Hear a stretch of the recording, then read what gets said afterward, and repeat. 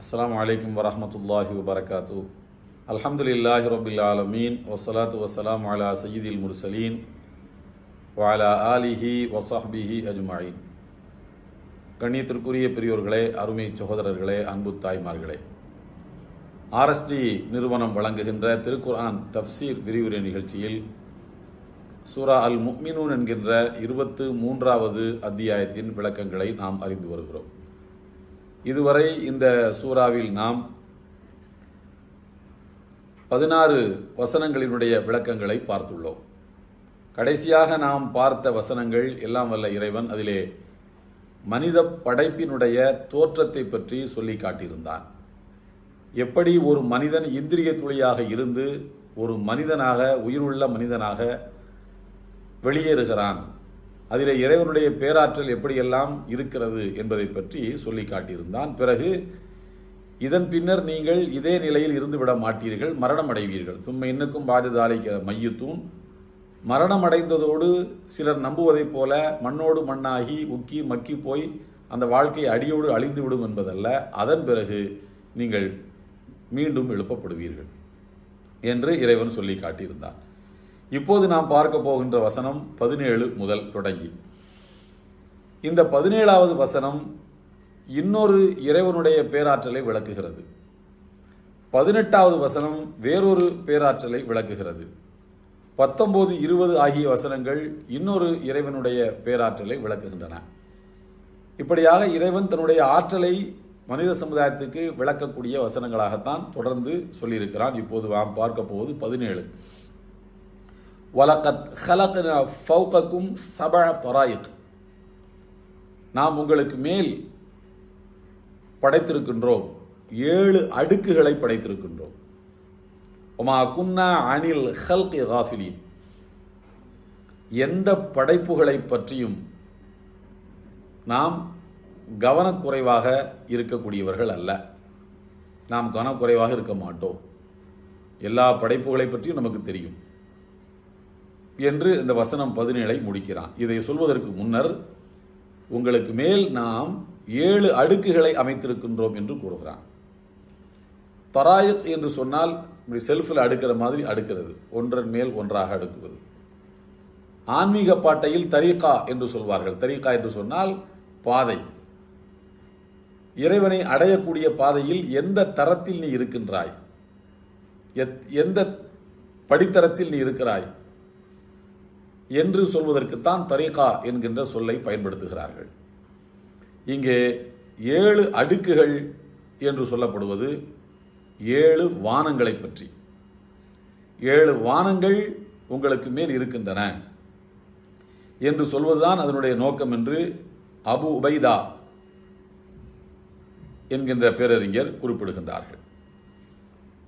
அதே போல அதற்கு அடுத்து வரக்கூடிய வாசகத்தில் ஒமா குன்னா அனில் ஹல்கி காஃபிலீன், எந்த படைப்பை பற்றியும் நாம் கவனக்குறைவாக இருக்கப் போவதில்லை, இருப்பவர்கள் அல்லர் என்று கூறுகிறான். 7 அடுக்குகளாக வானம் இருந்தாலும் அதற்கு கீழே தான் மனிதன் இருக்கிறான், தரையில். முதல் அடுக்குக்கும் மனிதன் வாழுகிற பூமிக்கும் இடையில் லட்சக்கணக்கான மைல்கள் பயணம் செய்ய வேண்டும். அப்படி இருப்பினும் அதற்கு மேல் ஒவ்வொரு வானம், அதற்கு மேலே இப்படி 7 அடுக்குகளாக இருக்கின்றன. ஒவ்வொரு அடுக்குக்கும் இடையில் லட்சக்கணக்கான மைல்கள் இடைவெளிகள் இருக்கின்றன. அப்படி இருந்தும் எந்த படைப்பை பற்றியும் நாம் மெத்தனமாக இருக்க மாட்டோம். எல்லாம் என்ன நடக்குதுன்னு நமக்கு தெரிஞ்சுக்கிட்டு தான் இருக்கும். எந்த மனிதன் எந்த ஊரில், எந்த கிராமத்தில், எந்த இருட்டுக்குள்ளே உட்கார்ந்து எந்த செயலை செய்து கொண்டிருக்கிறான் என்கின்ற அனைத்து தகவலும் நமக்கு தெரியும். ஏனென்றால் உங்களை நான் தான் படைத்தேன், என் கண்காணிப்புக்கு உள்ளதான் உங்களை நான் வச்சிருக்கேன்.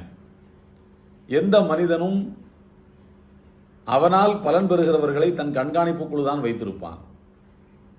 அதே போல இறைவன், மொத்த மனித சமுதாயமும் இறைவனிடமிருந்து பலன்களை பெறுகின்றன. எனவே அவர்கள் அனைவரையும் தன்னுடைய கண்காணிப்பில் தான் வைத்திருக்கின்றான். பல அடுக்கு பாதுகாப்புகளோடு அவர்களை வைத்திருக்கின்றான். 7 அடுக்குகள் என்பவை 7 வானங்களை குறிக்கும் என்று விளக்கம் அளிக்கின்றார்கள். இந்த வசனத்திற்கு விளக்கம் அளிக்கக்கூடிய பெரும்பாலான திருக்குர்ஆன் விரிவுரையாளர்கள் கூறுகிறார்கள், நாம் எந்த படைப்பை விட்டும் நம்முடைய கவனத்தை திருப்ப மாட்டோம் என்பதன் பொருள், எந்த நேரத்தில் வேண்டுமானாலும் அந்த அடுக்குகளில் ஒன்றை அல்லது அதனுடைய எல்லா அடுக்குகளையும் உங்கள் தலைமேல் பொத்தென்று போட்டு உங்களை அழிப்பதற்கு நமக்கு ஆற்றல் உண்டு என்பதை நீங்கள் மறந்து விடாதீர்கள் என்கிற அச்சுறுத்தல் தான் இந்த வசனத்தில் இருக்கிறது. இது இறைவனுடைய பேராற்றலை உணர்த்தக்கூடிய ஒரு வசனம். அடுத்து வருவது வசனம் 18. இந்த 18வது வசனத்தில் எல்லாம் வல்ல இறைவன் மழை பொழிவதை பற்றிய ஒரு பெரிய ரகசியத்தை சொல்லுகின்றார்.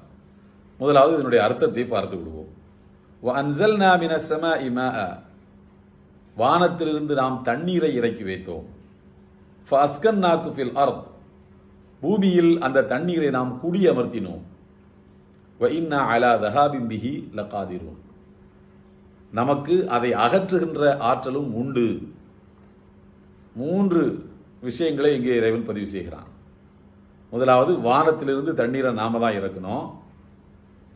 அதை பூமியில் சேர்த்தும் வச்சுருக்கோம். பூமியில் அதை தண்ணீரை நம்ம கூடி வச்சுருக்கோம்.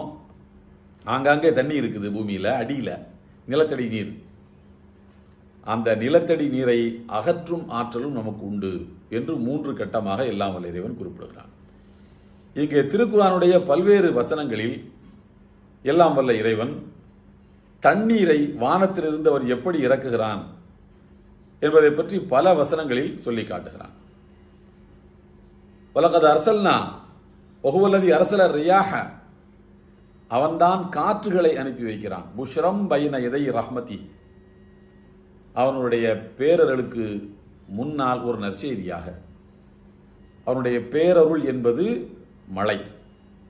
அந்த பேரருள், இறைவனுடைய பேரருள் பூமிக்கு இறங்கப் போகிறது என்பதற்குரிய முன் அறிவிப்பாக, அதனுடைய புஷ்ரா என்று சொன்னால் வாழ்த்து செய்தியாக காற்றுகளை அவன்தான் அனுப்பி வைக்கிறான். பிறகு வன்சல்னா மினஸ் ஸமாஇ மாஅன் தஹூரா, வானத்திலிருந்து சுத்தமான தண்ணீரை இறக்கி வைக்கிறான். லி நுஹிய பிஹி பல்தத்தம் மைத்தன், பல்தத்தம் மையித்தன், செத்துப்போன ஊர்களை எல்லாம் அந்த தண்ணீரை வைத்து உயிர்ப்பிப்பதற்காக வானத்திலிருந்து சுத்தமான தண்ணீரை இறக்கி வைக்கிறான் என்று கூறுகிறான். சூரத்துல் ஃபுர்கான் என்ற அத்தியாயத்தினுடைய 48, 49, 50 இந்த வசனத்தினுடைய தொடர்ச்சியில். சுத்தமான தண்ணீரை என்று சொல்வதன் பொருள், உலகத்திலேயே இருக்கக்கூடிய தண்ணீர்களிலெல்லாம் ரொம்ப சுத்தமானது வானத்திலிருந்து இறங்கக்கூடிய தண்ணீர் தான். அதில் எந்த கலப்படமும் கிடையாது. அதுக்கு ஆக்சிஜன் அதிகம். அதனால தான் தண்ணீர் பாய்ச்சி விவசாயம் செழிப்பதை விட வானத்திலிருந்து வருகின்ற மழையால் செழிக்கின்ற விவசாயம் ரொம்ப நல்லா செழிக்கும். ஆக்சிஜன் அதிகம் என்பதனால அந்த தண்ணீரை குடிப்பவர்களுக்கு அவ்வளோ பெரிய உடலுக்கு அவ்வளோ நல்லது. அது மழை தண்ணீரை நேரடியாக எடுத்து குடிக்கிறது. இங்கே தண்ணீர்களை எவ்வளோதான் ஃபில்டர் பண்ணி குடித்தாலும் மழை தண்ணீருக்கு ஈடாக ஆகாது. அதான் சுத்தமான தண்ணீர். மாஅன் தஹூரா என்பது வசனம் அத்தியாயம் 25 வசனம் 48, 49, 50 எல்லாம் இறைவன் சொல்லி காட்டுகிறான். இப்படி நிறைய வசனங்கள் திருக்குர்ஆனில் மழையை பற்றி சொல்கிறது. இங்கே சொல்லக்கூடிய வசனம் என்ன சொல்கிறது என்றால், ஒரு முக்கியமான ரகசியத்தை சொல்கிறது. என்னன்னா, வஅன்ஸல்னா மினஸ் ஸமாஇ மாஅன் பிகதர், நாம் வானத்திலிருந்து தண்ணீரை ஒரு அளவில் இறக்கி வைக்கிறோம். தண்ணீரை நாம் வானத்திலிருந்து இறக்குறோம்ல, அது ஆண்டுதோறும் பொழியக்கூடிய மழை எல்லாம் ஒரு அளவோடு தான் இருக்கிறது. ஒரே போன வருஷம் உலகத்தில் எவ்வளோ மழை பொழிஞ்சுதோ அதே அளவுக்கு தான் இந்த வருஷமும் பெய்யுது. அதான் பிகதர், எல்லை மீறுவதில்லை. மாமின் ஆமின் அம்தர மின் ஆமின், ஒரு ஆண்டை விட இன்னொரு ஆண்டு அதிக மழை பொழிந்தது என்பது கிடையாது. ஒரே மாதிரி தான் ஆண்டுதோறும் மழை பொழிகிறது என்பது அப்துல்லா இப்னு மஸ்ஊத் ரலியல்லாஹு தஆலா அவர்கள் சொல்லக்கூடிய ஒரு ஹதீஸ். இல்லையே, போன வருஷம் மழை கம்மி, இந்த வருஷம் கொஞ்சம் மழை அதிகம் இல்லை. 10 வருஷத்துக்கு முன்னாடி பயங்கரமாக வெள்ளம் வந்துச்சே, 2015 வெள்ளத்தில் வீடே மூழ்கி போச்சே, 2 மாடியெல்லாம் தண்ணி வந்துச்சே என்று நீங்கள் கேட்கலாம். இறைவன் சொல்லி காட்டுவது, மொத்த உலகத்திலும் பொழியக்கூடிய மழை கடந்த ஆண்டு மொத்த உலகத்திலும் பொழிந்த மழையின் அளவுக்குத்தான். ஊர் மாறுபடலாம். இந்தியாவுக்கு இந்த வருஷம் மழையை கொண்டு ஒரு சேதாரத்தை தர வேண்டும் என்று இறைவன் நாடினால் இங்கே கூடும். மழை பொழியாமல் பக்கத்து நாட்டுக்கு ஒரு சேதாரத்தை கொடுக்க வேண்டும் என்று இறைவன் நாடினால் அங்கே பொழிகிற மழையும் சேர்த்து இங்கே பொழியும். அவ்வளோதானே தெரியும். ஆனால் பூமியில் தான் பொழியுது. எனவே ஆண்டுதோறும் பொழியக்கூடிய மழை என்பது அதிகப்படியாவதில்லை, ஒரே மாதிரி தான் பொழிகிறது என்று இந்த வசனத்திற்கு விளக்கமளித்துள்ளார்கள் சில அறிஞர்கள். விஞ்ஞானபூர்வமாக தரக்கூடிய விளக்கம் என்னவென்று சொன்னால், அன்சல்னா மினஸ் ஸமாஇ மாஅன், தண்ணீரை வானத்திலிருந்து இறக்கி வைத்தோம், பி கதர், ஓர் அளவுக்கு. அந்த ஓர் அளவு என்பது என்ன என்று நவீன விரிவுரைகள் சொல்கின்றன.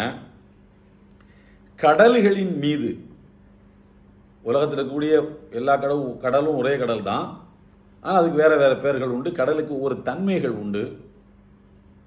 ஒவ்வொரு கடலுக்கு ஒரு தன்மை இருக்கு.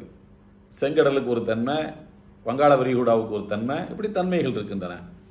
எனவே அது பல கடல்கள். கடல்களின் மீது ஆண்டுதோறும் மழையாக பொழியக்கூடிய நீரின் அளவு எதுவென்றால், நீரின் அளவு எவ்வளவு என்றால், எவ்வளவு கன கிலோமீட்டர் பெய்கிறது என்று சொன்னால் 4,09,000 கன கிலோமீட்டர் மழை நீர் கடல்களின் மீது பொழிகிறது. கடல் மீது மட்டும் பொழிகின்றது. கடல்களில் இருந்து ஆவியாகி நீர் மேலே போகிறது அல்லவா, அது ஒரு ஆண்டுக்கு எவ்வளவு நீர் கடல்ல இருந்து ஆவியாகி மேலே போய் மேகமா மாறுது அப்படின்னு கேட்டா 4,55,000 கன கிலோமீட்டர். 4,50,000 55,000 கன கிலோமீட்டர் மேலே போகுது. கீழே இறங்கும் போது அதே மாதிரி 4,55,000 கன கிலோமீட்டர் தண்ணி இறங்கினாத்தான் சமமான அளவில் ஒரு அளவில் நீர் போறதும் நீர் இறங்குறதும் கரெக்டா இருக்குன்னு அர்த்தம். போற மாதிரியே கீழே இறங்குதுன்னு அர்த்தம், அதே அளவுக்கு. ஆனால் இங்கிருந்து மேலே போறது அதிகமா இருக்கு, 4,55,000 கன கிலோமீட்டர். அங்கிருந்து இறங்குறதோ 4,09,000 கன கிலோமீட்டர் தான். இப்ப இறங்குற அளவு எவ்வளவு பற்றாக்குறை ஏற்பட்டிருக்கிறது என்று பார்த்தால் 46,000 கன கிலோமீட்டர் பற்றாக்குறையாது. அது 55, இந்த 4 நம்பரை விட்டுருங்க, 4 லட்சங்கிறது இங்கேயும் அங்கேயும் ஒரே மாதிரி தான். 55,000 மேலே போது 9,000 தான் கீழே இறங்குது. பற்றாக்குறை 46,000 கன கிலோமீட்டர் தண்ணி குறைவா இறங்குது. பற்றாக்குறை ஏற்படுது. இது கடல்களில் பொழியக்கூடிய மழையின் அளவில் ஏற்படக்கூடிய பற்றாக்குறை. ஆனால் இறைவன் சொல்கிறான் ஒரே மாதிரி தான் இறக்கி வைக்கிறோம் என்று. இங்கிருந்து போற தண்ணீர் தான் கரெக்டா இறங்குது என்று இந்த வசனத்துக்கு விளக்கம் என்ற நவீன விளக்கம் சொல்கிறது. இந்த பற்றாக்குறையை எப்படி சரி செய்யப்படுகிறது என்று கேட்டால், தரையின் மீது, நிலப்பரப்பின் மீது ஆண்டுதோறும் மழையாக பொழியக்கூடிய நீரின் அளவென்பது 1,08,000 கன கிலோமீட்டர். 1,08,000 மழை தரையில் பெய்யுது. கடல்ல எவ்வளவு பெய்யுது? 4,09,000 பெய்யுது. இங்க 1,08,000 தான் தரையில் பெய்யுது மழை. இப்ப தரையில் பெய்யுறது கம்மி, பொழிகிறது. நிலப்பரப்பில் இருந்து ஆண்டுதோறும் இந்த கொட்டை, குளம், ஆறு இதுல உள்ள நீரெல்லாம் நீராவியாகி மேலே போகுது பாருங்க. அது எவ்வளவுன்னு பார்த்தீங்கன்னா 62,000 தான். கம்மியா அங்கிருந்து போகுது, அதிகமா அங்கிருந்து மழை பெய்யுது. கடல்ல அதிகமா போகுது, கம்மியா போயுது, மழை பொழிகிறது. அப்ப கடல்ல 46,000 கன கிலோமீட்டர் பற்றாக்குறை. தரையில பார்த்தீங்கன்னா இங்கிருந்து நீராவியாக போற அளவை விட கூடுதலாக மழை பொழிகிறது. அப்படி 1,08,000 கன கிலோமீட்டர்ல 62,000 கன கிலோமீட்டரை கழிச்சிங்கன்னா 46,000 கன கிலோமீட்டர் தரைக்கு உபரியாக எக்ஸ்ட்ராவாக நீர் வருது. போறது 62,000, இறங்குறது 1,08,000. அப்போ மீதம் 46,000 கன கிலோமீட்டர் மழை தரையில அதிகமாக பொழியுது இங்கிருந்து போறதை விட. இறைவன் இப்படி பேலன்ஸ் பண்ணி வைக்கிறான். இங்கே குறையக்கூடிய அளவு 46,000 கன கிலோமீட்டர் கடல்ல பற்றாக்குறை, நீர் பற்றாக்குறை ஏற்படுது பாருங்க. இது மிகச் சரியாக இதே 46,000 கன கிலோமீட்டர் தான் தரையில் கூடுதலாக பொழிந்து முகத்துவாரங்கள் வழியாக கடலில் நீராக கலக்கிறது. இதுதான் இறைவன் பேலன்ஸ் பண்ணக்கூடிய விதம். சில விஞ்ஞானிகள் இந்த பேலன்ஸ் நடக்கிறத ஒத்துக்கிறார்கள். ஆனால் அந்த 1,08,000, இந்த 62,000, இந்த 46,000 பாக்கி இங்கே பாக்கியே இது பேலன்ஸ் பண்ணுது. இந்த நம்பரில் சின்ன சின்ன வித்தியாசம் இருக்கலாம். 46,000ங்கிறத 48,000னு சொல்லலாம். 1,08,000 கன கிலோமீட்டர் மழை பொழிகிறத 1,05,000னு சொல்லலாம். இந்த நம்பர்களில் வித்தியாசப்படலாமே தவிர மொத்தத்தில் கடலில் இருந்து நீராவி எவ்வளவு மேலே போகிறதோ அதைவிட குறைவான மழையே கடலில் பொழிகிறது. தரையிலிருந்து எவ்வளவு நீராவி மேலே போகிறதோ அதைவிட கூடுதலாக மழை பொழிகிறது.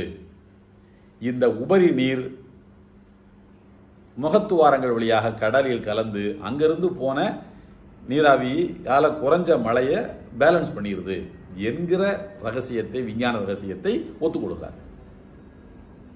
இந்த கதர் என்கிற வார்த்தைக்கு இதுதான் பொருள் என்று நவீன விரிவுரைகள் சொல்லி காட்டுகின்றன.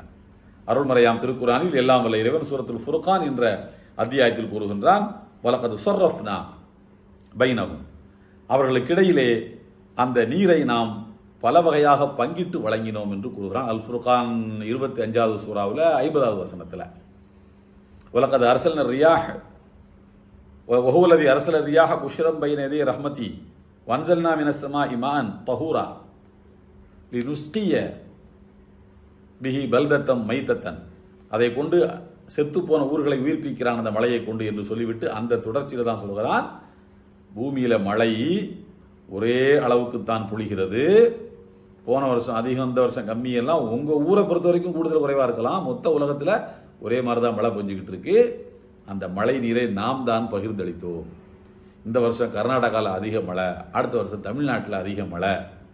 இங்கேருந்து தண்ணீரை, காவிரி தண்ணீரை கேட்டுக்கிட்டே இருக்காங்க, மேற்கேத்தாற்றுல அணை கட்டாதீங்க என்று கோரிக்கை வைத்துக் கொண்டே இருப்பார்கள். திடீர்னு பார்த்தா மழை அதிகமாக பெஞ்சிருச்சு, தண்ணியை தேக்கி வச்சா நமக்கு ஆபத்து, திறந்து விடுது, நம்ம திறந்து விடுறது. இதெல்லாம் ஆண்டுதோறும் நடப்பது தான்.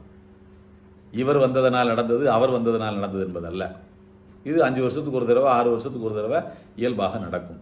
ஏன் இப்படி நடக்கிறது என்றால், மொத்த உலகத்திலும் பொழியக்கூடிய மழை ஒரே அளவுக்குத்தான் பொழிகிறது என்கிற ரகசியத்தை எல்லாம் வல்ல இறைவன் இந்த வசனங்களின் மூலமாக நமக்கு தெரிவித்து காட்டுகின்றார். அதற்கடுத்து இறைவன் சொல்லி காட்டுவது, நாம் அதை பூமியில் கூடி வைத்தோம். அந்த தண்ணீரை நாம தான் அங்கங்கே சொருகி வச்சிருக்கோம். இன்றைக்கு உலகத்தில் ஆழ்துளை கிணறுகள், போர் போட்டு மில்லியன் கணக்கில் தண்ணீர் பூமியிலிருந்து உறிஞ்சப்பட்டு கொண்டே இருக்கிறது. இந்த தண்ணீரெல்லாம் எங்கிருந்து வருது? பூமியிலிருந்து உருவாகி வருதானா? கிடையாது. வானத்திலிருந்து மில்லியன் கணக்கான ஆண்டுகளாக பொழிந்த மழை பூமிக்குள் ஆங்காங்கே சேகரித்து வைக்கப்பட்டிருக்கிறது. சேகரித்து வைத்தவன் யார்? அல்லாஹ். நாம தான் அதை சேகரித்து வைத்தோம். நீங்க ஒன்றும் சேகரித்து வைக்கல. கிணறு தோன்றீங்க, போர் போடுறீங்க, தண்ணியை நீங்க கண்டுபிடிக்கல. உள்ள இருந்த தண்ணி அது வெளியில வருது. உள்ள இருக்கிற தண்ணீரை வெளியில கொண்டு வர டெக்னாலஜி மட்டும்தான் மனிதனுடைய விஞ்ஞான வளர்ச்சி. தண்ணீரை மனிதன் உற்பத்தி செய்யவில்லை. நாம அங்கங்க அதை கூடி வச்சிருக்கோம். அந்த தண்ணீரை பூமி செழிப்பாக இருக்கட்டும், பூமி சூடாகி விடக்கூடாது என்பதற்காக ஃபஸ்கன் நாக்கு ஃபில் அர்த், பூமியில் இந்த தண்ணீரை நாம் கூடி வைத்தோம். பிறகு இறைவன் சொல்கிறான், வ இன்னா அலா தஹாபின் பிஹி லகாதிர், அந்த தண்ணீரை பூமியிலிருந்து அகற்றும் ஆற்றலும் நமக்கு உண்டு. இந்த பூமிக்கு கீழே தண்ணியே கிடையாது, நிலத்தடி நீரே கிடையாது என்கிற நிலையை உருவாக்கவும் நம்மால் முடியும். இதை எல்லாம் வல்ல இறைவன் சொல்லி காட்டுவதனுடைய நோக்கம் என்னவென்றால், மனித சமுதாயத்தை எச்சரிக்கை செய்வதற்குத்தான். பூமியிலிருந்து கிடைக்கக்கூடிய தண்ணீர்களை நான் அகற்றி விடுவேன் என்று எச்சரிக்கை செய்வதற்குத்தான். அதற்கடுத்து வசனம் 19, இதில் இன்னொரு விஷயத்தை இறைவன் பேசுகிறான். எல்லாம் தன்னுடைய ஆற்றலை, முதலாவது மனித படைப்பு, இரண்டாவது வானத்தை 7 அடுக்குகளாக அமைத்தது, மூன்றாவது மழை நீர். அடுத்து சொல்கிறான் வசனம் 19, ஃபஅன்ஷஅனா லக்கும் பிஹி, அந்த மழையின் மூலம் நாம் உங்களுக்காக உற்பத்தி செய்தோம், ஜன்னாத்தின் மின் நகீலின் வ அனாபின், திராட்சை தோட்டங்களையும் பேரித்தன் தோட்டங்களையும் நாம் உங்களுக்காக உண்டாக்கினோம். லக்கும் ஃபீஹா ஃபவாகிஹு கஸீரத்துன், மேலும் அந்த பூமியிலே ஏராளமான பழங்கள் கனி வகைகள் உங்களுக்காக இருக்கின்றது. வமின்ஹா தஅகுலூன், அதிலிருந்தே நீங்கள் உண்ணுகிறீர்கள். நீங்கள் சாப்பிடக்கூடிய பேரித்தம்பழம், நீங்கள் சாப்பிடக்கூடிய திராட்சை, இன்ன பிற கனி வர்க்கங்கள், இவைகளெல்லாம் உங்களுடைய வாழ்வின் ஒரு அங்கம். பழங்களையெல்லாம் சாப்பிடாமல் ஒரு மனிதனால் வாழ்ந்திடவே முடியாது. பழங்களில் எல்லாம் வல்ல இறைவன் அவ்வளவு பலன்களை வைத்திருக்கின்றான். எனவே அப்படி நீங்கள் ரசித்து உண்ணுகின்ற, ருசித்து உண்ணுகின்ற, உங்களுடைய உடலுக்கு ஊட்டம் தருகின்ற, பல நோய்களுக்கு நிவாரணமாக அமையக்கூடிய இந்த பழங்களை எல்லாம் அந்த மழை தண்ணீரை வச்சு தான் நம்ம உண்டாக்கணும். ஒரு சாப்பாடு மட்டுமல்ல, அரிசி, கோதுமை, இந்த மாதிரியான தானியங்கள் மட்டுமல்ல, மனிதனுக்கு நோய்கள் வந்தால் அதற்கு நிவாரணமாக அமையக்கூடிய கனி வர்க்கங்களையும் பழங்களையும் நாம தான் உங்களுக்கு அந்த மழை தண்ணீர் மூலமாகத்தான் உணவாக தந்தோம். அந்த மழை தண்ணீரை வச்சு நாம தான் உலகத்தில் தோட்டங்களை உண்டாக்கணும். நீ தண்ணி பாய்ச்சலாம், விளைஞ்சா தானே. அடுத்தவன் தோட்டத்திலேருந்து வரப்பை வெட்டி அவனுக்கு தெரியாமல் தண்ணியை நீ மடமாற்றி விடலாம் மழை நேரங்களில். அல்லது அதிகமாக மழை பொழிந்தால் உன்னுடைய வரப்பை அடைத்து விட்டு தண்ணீர் அங்கே வராமல் அடுத்தவன் தோட்டத்தில் போய் போகட்டும், நீரில் மூழ்கட்டும் பயிர்களெல்லாம் என்று நீ தீய எண்ணத்தில் அங்கங்கே திருப்பி விடலாம். எப்படி போனாலும் உன்னுடைய பயிர்களை செழிக்க வைப்பது நாம தான் செழிக்க வைக்கிறோம், நாம தான் அதை உண்டாக்குறோம். கனி வர்க்கங்களை நாம தான் உண்டாக்குறோம். இவை எல்லாத்துக்கும் மூல காரணமாக இருப்பது மழை நீர். அந்த மழை நீர் தூய்மையானதுமா அந்த தஹூரா, அந்த மழை நீர் ஆக்சிஜன் நிரம்பியது, உயிர் சத்து உள்ளது.